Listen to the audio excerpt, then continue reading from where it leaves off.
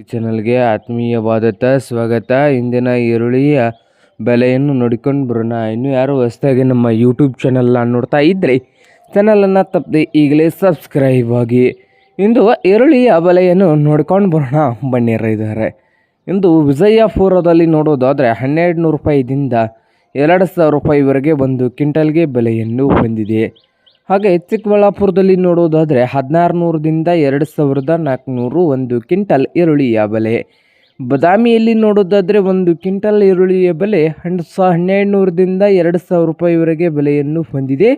ಬಾಗಲಕೋಟೆಯಲ್ಲಿ 800ದಿಂದ 2000, 800ದಿಂದ 2000 ಬಾಗಲಕೋಟೆಯಲ್ಲಿ. ಹುಬ್ಬಳ್ಳಿಯಲ್ಲಿ ನೋಡೋದಾದರೆ 1400ದಿಂದ 2200, 1400ದಿಂದ 2200 ಹುಬ್ಬಳ್ಳಿಯಲ್ಲಿ.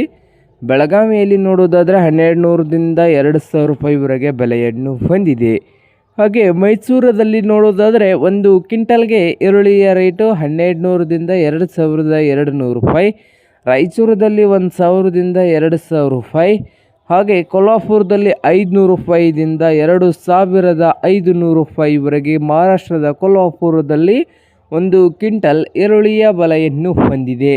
ಹಾಗೆ ಸಾಂಗಲಿಯಲ್ಲಿ 500ದಿಂದ 2200 ರೂಪಾಯಿವರೆಗೆ ಒಂದು ಕ್ವಿಂಟಲ್ ಈರುಳ್ಳಿಯ ಬೆಲೆಯನ್ನು ಹೊಂದಿದೆ.